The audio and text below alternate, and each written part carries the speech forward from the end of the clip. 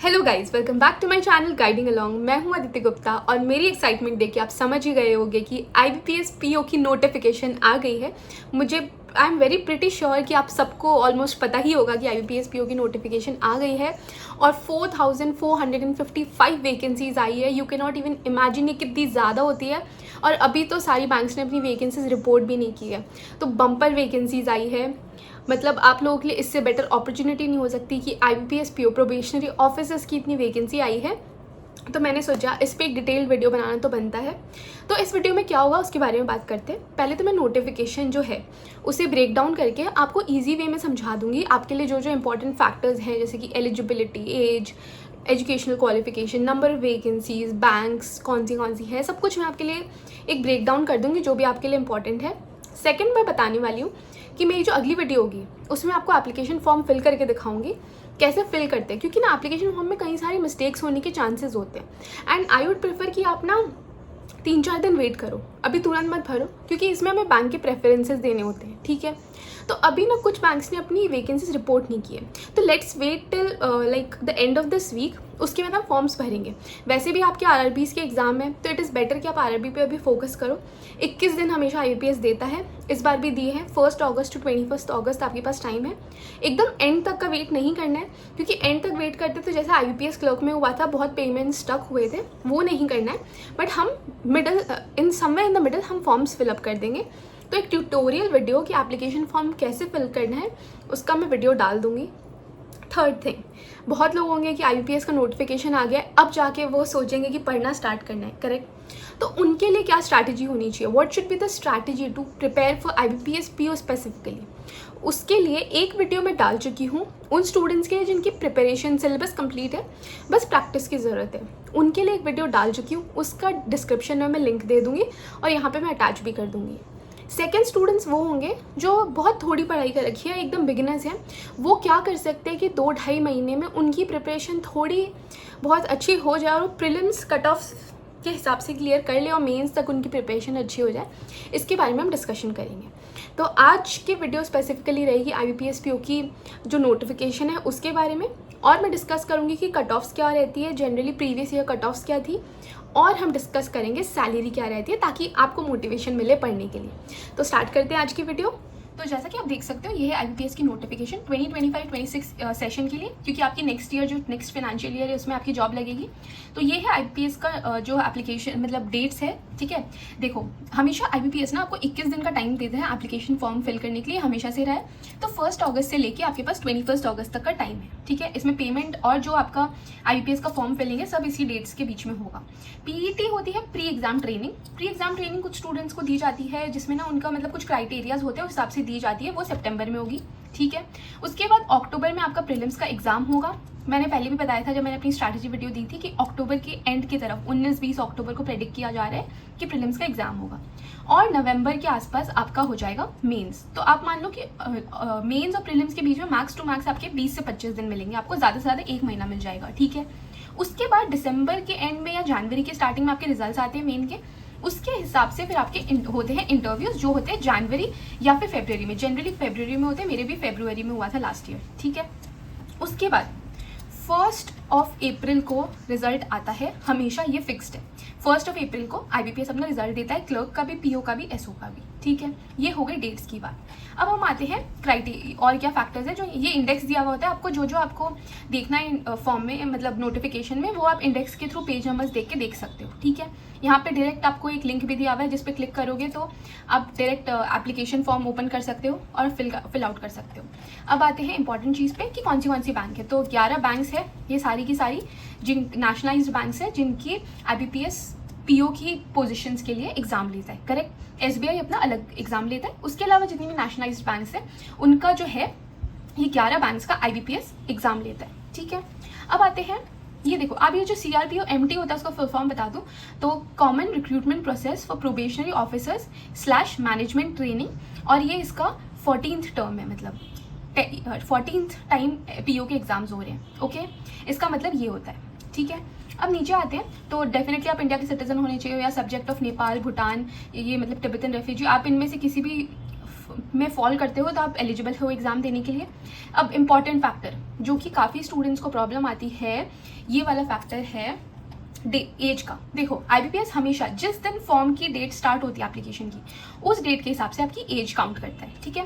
तो इस डेट के हिसाब से आपकी मिनिमम एज तो 20 ईयर्स होनी ही होनी चाहिए, और मैक्सिमम क्लर्क में जैसे 28 होती है, बट PO में 30 ईयर्स की एज लिमिट होती है, ठीक है। ये हो गई मिनिमम क्राइटेरिया। अब जो कुछ हमारे रिलैक्सेशन होते हैं, कुछ अब वो होते हैं अपर लिमिट पे। अपर लिमिट क्या होती है? 30 ईयर्स है ना। ये नहीं कि आप जैसे यहाँ पे लिखा हुआ है 5 ईयर्स की रिलैक्सेशन है SC ST के लिए, तो इसका मतलब ये नहीं कि आप 15 ईयर्स की एज में दे सकते हो, नहीं। इसका मतलब है कि आप 35 ईयर्स की एज तक दे सकते हो। इसीलिए यहाँ लिखा है कि अपर एज की लिमिट होती है। आप 35 ईयर्स की एज तक अगर आप SC ST हो, OBC हो तो 3 ईयर्स का रिलैक्सेशन है, यानी कि आप 33 ईयर्स तक दे सकते हो। अगर आप PWD कैंडिडेट हो 10 ईयर्स यानी कि 40 ईयर्स तक एग्जाम दे सकते हो।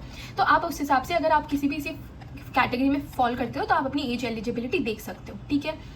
ये सब हो गया। अगर आप पर्टिकुलरली कुछ केसेस ही होते हैं जिनमें ये सब मतलब काम आता है कि आप किसी कैटेगरी से हो, ये सब आप देख लेना। आपको EWS कैंडिडेट हो तो आपको सर्टिफिकेट्स वगैरह प्रोवाइड करने होते हैं, ये सब आप इन डिटेल पढ़ लेना। मैं नोटिफिकेशन जो है ना, मैंने अपनी टेलीग्राम चैनल पे शेयर कर रखा है। आप मेरा टेलीग्राम चैनल नीचे डिस्क्रिप्शन से ज्वाइन कर सकते हो, जहाँ मैं अपडेट्स देती हूँ और बहुत सारी इन्फॉर्मेटिव चीज़ें भी देती हूँ। आप वहाँ से इसे एक्सेस कर सकते हो PDF को, और पूरी नोटिफिकेशन इन डेप्थ पढ़ भी सकते हो, ठीक है। अब देखो, जो एज एजुकेशनल क्वालिफिकेशन जिसके बारे में आप लोगों को बहुत डाउट होता है, ये नेक्स्ट इंपॉर्टेंट फैक्टर है जो आपको पढ़ना है, ठीक है, ध्यान में रखना है। तो एजुकेशन क्वालिफिकेशन, जैसे एज हम 1 अगस्त के हिसाब से देख रहे थे ना, ये जो एजुकेशन क्वालिफिकेशन है वो IBPS last date of form filling के हिसाब से देखता है। इसका कहने का मतलब क्या है? देखो, अगर आपकी ग्रेजुएशन जो है, सपोज आप फाइनल ईयर में हो, ठीक है, इस साल आप फाइनल ईयर में हो, ठीक है, बट आपके रिजल्ट जो है अभी तक आए नहीं है, ठीक है। आप 3rd ईयर 4th ईयर जो भी हो उसमें ग्रेजुएशन में हो, लेकिन आपके फाइनल रिजल्ट आए नहीं है। तो अगर आपके 21 अगस्त 2024 से पहले आपकी मार्कशीट भी आ जाती है, या फिर आपकी जो वेबसाइट है या कॉलेज के रिजल्ट्स भी आउट हो जाते हैं ना, तो आप ये फॉर्म फिल कर सकते हो। जैसे यहाँ लिखा है, देखो कि a degree in any discipline from university recognised by government, ठीक है। The candidate must possess a marksheet या डिग्री सर्टिफिकेट। ये तब प्रोवाइड करनी होती है जब इंटरव्यू होते हैं और डॉक्यूमेंट वेरिफिकेशन होता है। तो अगर आपके पास मार्क्स आ जाते हैं, क्योंकि जब फॉर्म फिल करते हैं ना, वहाँ मार्क्स पूछे जाते हैं, तो अगर आपके पास मार्क्स आ जाते हैं तो आप डेफिनेटली फॉर्म फिल कर सकते हो। आप पास हो गए हो तो आप फिल कर सकते हो, क्योंकि जब इंटरव्यू और DV होगा तब तक तो आप डेफिनेटली मार्कशीट और डिग्री आपको मिल चुकी होगी, क्योंकि आपके रिजल्ट्स आ चुके हैं, तो आप वो शो कर सकते हो। बट अगर 21 अगस्त के अगले दिन 22 अगस्त को भी आपके रिजल्ट आते हैं ना, तो आप नहीं भर सकते फॉर्म। आप सिर्फ 21 अगस्त तक आपका रिजल्ट आ जाता है फाइनल ईयर का, तो ही फॉर्म भर सकते हो। और अगर आपका पहले ही हो चुका है तो फिर तो वेल एंड गुड है, ठीक है। इसमें कोई मिनिमम वो नहीं होता है, आप ग्रेजुएट होने चाहिए, that is the only criteria. क्योंकि यहाँ देखो, यहाँ पे कोई मार्क्स नहीं लिखे हैं, परसेंटेज नहीं लिखे हैं, मिनिमम आपके पास ग्रेजुएशन की डिग्री होनी चाहिए, यही इनका क्राइटेरिया है। देखो, और हाँ, एक प्रॉब्लम बहुत स्टूडेंट्स को रहती है कि जो ग्रेजुएशन है वो कौन से डिसिप्लिन में होनी चाहिए। तो यहाँ क्लियरली मेंशन है कि ग्रेजुएशन इन एनी डिसिप्लिन। आपने BSc किया है, आप आर्ट्स के स्टूडेंट हो, आप कोई भी जॉनर के स्टूडेंट हो, आपने कुछ भी पढ़ा है, एक रिकॉग्नाइज्ड यूनिवर्सिटी से आपके पास डिग्री होनी चाहिए ग्रेजुएशन की, दैट इज इनफ, ठीक है। अब क्रेडिट हिस्ट्री अभी तो आपके कोई काम नहीं आएगी, बट जब आपकी डॉक्यूमेंट वेरिफिकेशन होती है ना, तब हमारा सिबिल स्कोर मांगा जाता है। सिबिल स्कोर ना वो या तो खुद ही जनरेट करके दे देते हैं, या फिर आपको लेके आना होता है। वो बहुत ईजी प्रोसेस होता है, एक वेबसाइट होती है, उससे निकल जाता है। तब होता क्या है कि अगर मोस्ट ऑफ द केसेस में तो किसी स्टूडेंट का कोई लोन वगैरह का चक्कर नहीं होता है, तो सिबिल स्कोर 0 मतलब बहुत अच्छा ही होता है, ठीक है। बट कुछ स्टूडेंट्स हो सकता है कि आपने कोई लोन लिया हो जिसमें कोई डिफॉल्ट हुआ हो, या मतलब कुछ भी हुआ हो, तो आपका सिबिल स्कोर थोड़ा ऊपर नीचे हो सकता है। तो उसको देख लेना, उसके लिए या तो अंडरटेकिंग दे देना, उसको ठीक कर लेना, मतलब उसको पे कर देना। जो भी यहाँ पे लिखा हुआ है कि कैसे उसको सॉर्ट आउट करना है, वो जाके देख लेना, अपना सिबिल स्कोर ठीक कर लेना, ठीक है। अब आते हैं एप्लीकेशन फीस। तो अगर आप SC ST या PWD कैंडिडेट तो 175, और 850 हो अगर आप जनरली अदर कैटेगरीज से हो, ठीक है। ये तो हमेशा से रहा है, ओके। अब बात करते हैं एग्जाम्स की। तो देखो, IBPS का जो PO का एग्जाम होता है उसमें 3 कैटेगरीज होते हैं, प्रीलिम्स, मेंस और इंटरव्यू, ठीक है। प्रीलिम्स का पैटर्न क्या होता है? प्रीलिम्स में आपके 3 सेक्शंस आते हैं, जो कि हैं हमारे, ये देख लो, प्रीलिम्स में हमारे 3 सेक्शन होते हैं, इंग्लिश, क्वांट्स और रीजनिंग। इंग्लिश में 30 क्वेश्चन आते हैं 30 मिनट के, 30 क्वेश्चन आते हैं 30 मार्क्स के, 20 मिनट मिलते हैं। हर सेक्शन में हमें 20 मिनट ही मिलते हैं, ठीक है। 1 घंटे का ये हमारा पेपर होता है। और क्वांट्स और रीजनिंग जो होते हैं वो 35-35 मिनट के होते हैं, ठीक है। अब क्वांट्स और इंग्लिश रीजनिंग जो है वो आपके पास इंग्लिश और हिंदी दोनों में आता है। इंग्लिश तो डेफिनेटली सिर्फ इंग्लिश में आएगा। ये होते हैं 60 मिनट्स का पेपर, 100 मार्क्स का ही पेपर होता है, ठीक है। अब आते हैं सेकेंड स्टेज।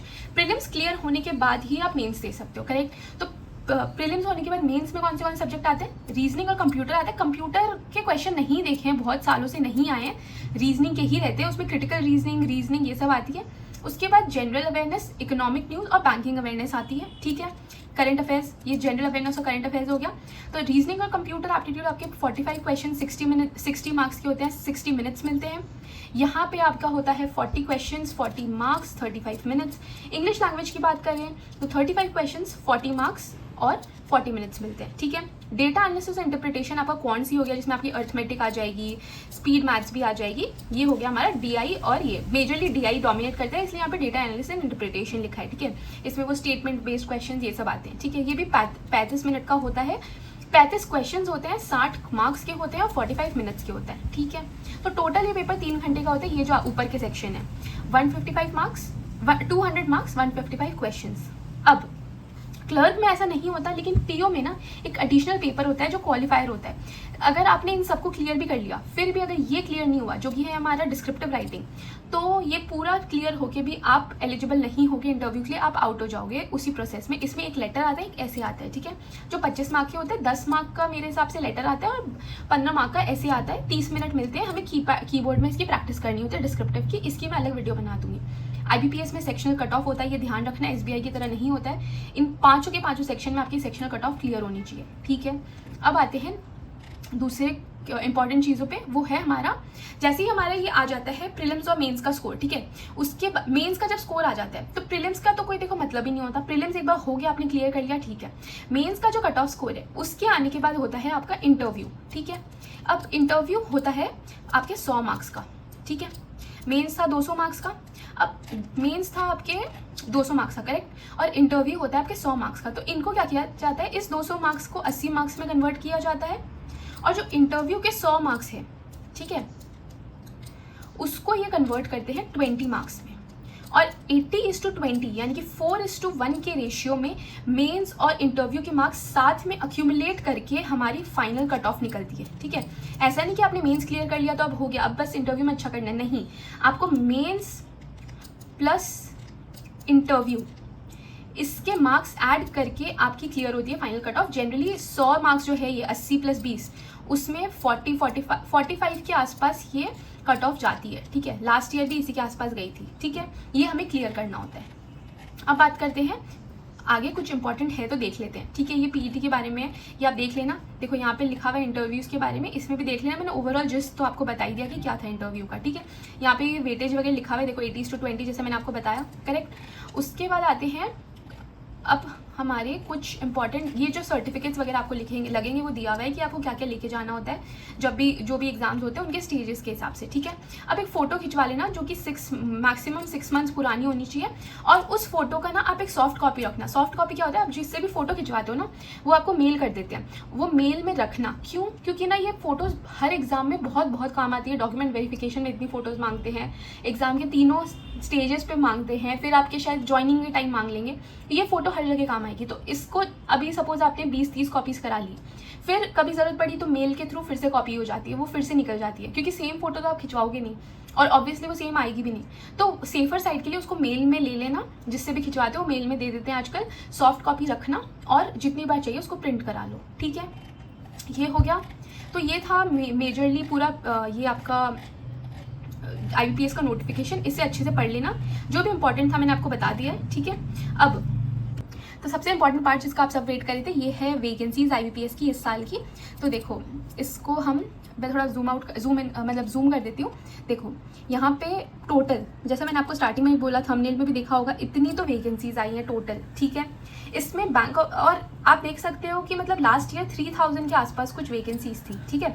और ये स्टार्टिंग की वैकेंसी, फर्स्ट नोटिफिकेशन जब आता है ना तब थोड़ी कमी आती है, वो धीरे धीरे जो बैंक्स यहाँ पे NR नॉट रिपोर्टेड लिखा है ना, उनकी धीरे धीरे वैकेंसीज रिपोर्ट हो जाती है। तो आप मान लो ये वाली भी ना अराउंड 5500 6000 तो आराम से जाएगी, मतलब आराम से जाएगी।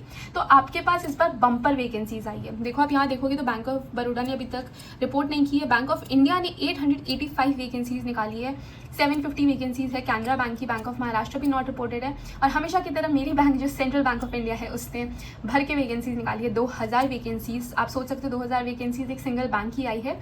अब इंडियन बैंक की बात करें तो उन्होंने भी अभी तक नॉट रिपोर्टेड। इंडियन ओवरसीज़ का 260, पीएनबी की थोड़ी कम है इस बार 200 ही है, पंजाब एंड सिंध की 360 है। यूको और यूनियन ने अभी तक रिपोर्ट नहीं किया, लेकिन ये दोनों जनरली रिपोर्ट करती हैं, इन दोनों की भी वैकेंसीज आएंगी। तो आप मान के चलो कि अभी और वैकेंसीज आने वाली है।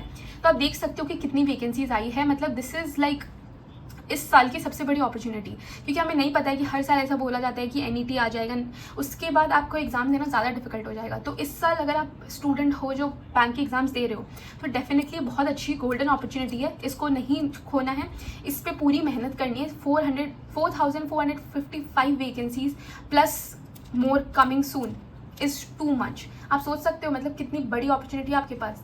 तो इस टाइम को वेस्ट मत करो और पढ़ना स्टार्ट कर दो, ठीक है। ये आप अच्छे से एक बार देख लेना, और धीरे धीरे जैसे कोई बैंक अपनी वैकेंसी रिपोर्ट करेगी मैं उसके लिए आपको अपडेट कर दूंगी। फाइनल वैकेंसीज आपको थोड़े टाइम तक पता चल जाएगी। ये आपको सेंटर्स दिए हुए, प्रीलिम्स के सेंटर थोड़े ज़्यादा होते हैं जनरली, मेंस के कम होते हैं, ठीक है।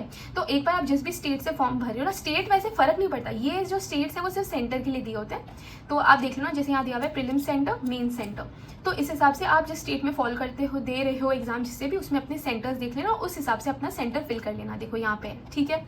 और इंटरव्यू का जो सेंटर्स हैं वो आफ्टर मेंस ही बताते हैं वो कि कहाँ कहाँ सेंटर रखेंगे, ठीक है, अभी वो नहीं बताते हैं। तो ये सब डॉक्यूमेंट्स हैं जो आपको अपलोड करने हैं, जैसे कि आपको अपनी एक फ़ोटोग्राफ लगानी है, signature, left thumb impression, hand written declaration और सर्टिफिकेट्स वगैरह देने हैं। अगर मतलब सर्टिफिकेट किस बेसिस पे दिए हुए वो डिटेल मैंने में यहाँ पे सब कुछ दिया हुआ है, तो आप ये देख लेना, ठीक है। ये सब पढ़ लेना कि किस क्या क्या रूल्स है उस हिसाब से।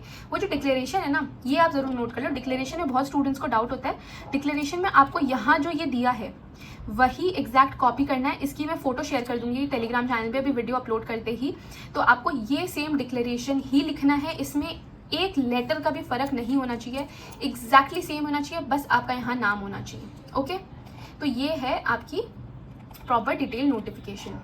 तो मुझे पता है कि आप लोगों में से कई लोगों को ये डाउट होगा कट ऑफ्स वगैरह का, आपको जानना होगा कि कैसे रहती है कट ऑफ्स। देखो वैसे तो ना कट ऑफ्स एग्जाम के ऊपर वैरी करती है, अब जैसे और वैकेंसीज़ के ऊपर वैरी करती है। अब जैसे लास्ट ईयर सिर्फ 3000 वैकेंसीज़ थी, इस साल 4455 वैकेंसीज, तो डेफिनेटली कट ऑफ थोड़ी कम रहने की चांसेस होती है, बहुत सारे फैक्टर्स होते हैं। तो अगर देखिए ना, तो प्रीलिम्स की कट ऑफ की मैं बात करूँ तो लास्ट ईयर 54.25 कट ऑफ गई थी जनरल कैटेगरी के लिए, और बाकी कैटेगरीज के लिए अराउंड 49 ये सब रही थी, और भी कैटेगरीज की आप देख सकते हो अपने प्रीवियस में जाके, ठीक है। वैसे ही अगर ट्रेंड अब 2022 में थोड़ी कम गई थी क्योंकि शायद डिफिकल्ट पेपर आया होगा, 49.75, 2021 में फिर थोड़ी ज़्यादा थी, 50.5 थी, ऐसे करके मतलब आप मान लो कि 50 to 60 के बीच में 45 to 60 की रेंज पकड़ लो, आपकी कट ऑफ जाती है, ठीक है। अब बात करते हैं मेंस की। देखो इसमें ना स्टेट वाइज नहीं होता, पहली बात तो अगर कोई बोल रहा है कि स्टेट वाइज होता है तो नहीं, स्टेट वाइज नहीं होता, इसमें ओवरऑल वैकेंसी आती है, पोस्टिंग भी आपको उसी हिसाब से आती है। मेंस की बात करूँ तो मेंस में आपकी 70 to 85 के बीच में रहती है, 225 में से, क्योंकि प्रीलिम्स पीओ का एग्जाम है तो डेफिनेटली डिफिकल्ट होती है। अब सैलरी की बात करें तो अभी रिसेंटली बीपीएस हुआ था। बीपीएस क्या है? बायपैट्रिएट सेटलमेंट, ठीक है। इसके वजह से हर टाइप की जो भी बैंकिंग की जॉब्स है उसमें इंक्रीमेंट्स हुए थे। तो अब अप्रॉक्सीमेटली ग्रॉस सैलरी में मान लेती हूँ आईबीपीएस पीओ में 80-82 के आसपास आती है। बेसिक पे आपका 49,000 के आसपास रहता है, 48-49 आईपीएस पीओ की बात करी मैं यहाँ पे। और नेक्स्ट सैलरी 68,000 तो आपको इन हैंड मिल जाती है, प्लस ना आपको अलाउंसेस मिलते हैं, जैसे लीज्ड अकोमोडेशन, एंटरटेनमेंट, ट्रैवल, बहुत सारे ऐसे आपको मिलते हैं अलाउंसेस। तो मान लो कि आपके 70+ चली जाती है सब कुछ मिला के पर मंथ आपकी सैलरी, ठीक है। ये हो गई आईबीपीएस पीओ की प्रोफाइल। तो ये सैलरी, ये नंबर ऑफ़ वैकेंसीज और ये सब कुछ देख के आप समझ ही गए होंगे कि एक प्रोबेशनरी ऑफिसर जो कि एक असिस्टेंट मैनेजर होता है, एक मैनेजर की आपके आगे ना एक वो लग जाती है, आपके नाम के आगे एक प्रीफिक्स लग जाती है असिस्टेंट मैनेजर, जो कि बहुत बहुत बड़ी पोस्ट होती है। तो उसके लिए इतनी वैकेंसीज़ और इतना सब कुछ मैंने आपको बता दिया कि आपको डेफिनेटली मोटिवेशन मिल जानी चाहिए पढ़ने के लिए। तो अब सिर्फ आपकी जनवरी फरवरी तक की बात है, लग जाओ, 14 घंटे पढ़ाई करो, 12 घंटे पढ़ाई करो, कोई कुछ भी बोले कि यार इतना थोड़ी होता है, ऐसे थोड़ी होता है, हमें किसी से कोई मतलब नहीं है। हमें पढ़ने से मतलब है, हम अपनी पढ़ाई करेंगे, हमें किसी को कुछ नहीं प्रूव करना है, हमें अपने आप को प्रूव करना है कि हम क्या कर सकते हैं। तो लग जाओ इसकी पढ़ाई में। मैं डेफिनेटली उन लोगों के लिए वीडियोज़ लेके आने वाली हूँ जिनकी तैयारी अभी तक कंप्लीट नहीं हुई है, और भी मैं बहुत गाइडेंस वाले वीडियोज़ लेके आने वाली हूँ। अगर आपके कोई पर्सनल डाउट्स हैं तो आप कमेंट सेक्शन में लीव कर देना, ताकि मैं देख लूँगी कि क्या क्या डाउट्स हैं, मैं उस बेसिस पे उस पर वीडियोज़ बनाती रहूँगी। मैं एक प्रीलिम्स का मॉक भी सॉल्व करके आपको दिखा दूँगी। पहले आरआरबीज़ पे फोकस कर लो, 2-3 दिन की बात है, उसके बाद लग जाओ आप IBPS की तैयारी में। So this is from my side about IBPS PO। I hope मैं आपको एक्सप्लेन कर पाई हूँ कि IBPS PO की नोटिफिकेशन में क्या था, क्योंकि काफ़ी कन्फ्यूजिंग होती है, इतनी बड़ी नोटिफिकेशन आ जाती है। तो मैंने उसको एक छोटा सा आपको ब्रेक डाउन कर दिया है, पर आप खुद भी एक बार उस नोटिफिकेशन को अच्छे से पढ़ना। सेकेंड थिंग, मैं एप्लीकेशन भी आपको फिल करके दिखा दूंगी, कल या परसों ही आपको करके दिखा दूंगी, सो डू नॉट वरी। और कल क्या है? कल है सैटरडे क्या होता है? सैटरडे होता है गाइडिंग अलॉन्ग के चैनल पे लाइव 7 PM लाइव। तो आपको कल 7 PM लाइव आना है, ताकि आपके कोई भी पर्सनल डाउट्स हो, जो कि छोटे छोटे डाउट्स होते हैं ना, जिन पे वीडियोस बनाना पॉसिबल नहीं होता क्योंकि सिंगल पर्सन डाउट्स होते हैं, तो उनको मैं एड्रेस करती हूँ और आपकी मैं सारे डाउट्स सॉल्व करती हूँ। लगभग ये 1 घंटे जितने का सेशन होता है। तो ज़रूर आना कल 7 PM live Saturday. Thank you so much for watching this video and subscribe to my channel. Like ज़रूर करना अगर आपको वीडियोस अच्छी लग रही है, और अपने दोस्तों के साथ शेयर करना, क्योंकि आप लोगों ने मुझे बहुत ज़्यादा प्यार दे रहे हो, चाहे इंस्टाग्राम हो, टेलीग्राम हो या यूट्यूब पे हो। So thank you so much for all your love and support. Thank you.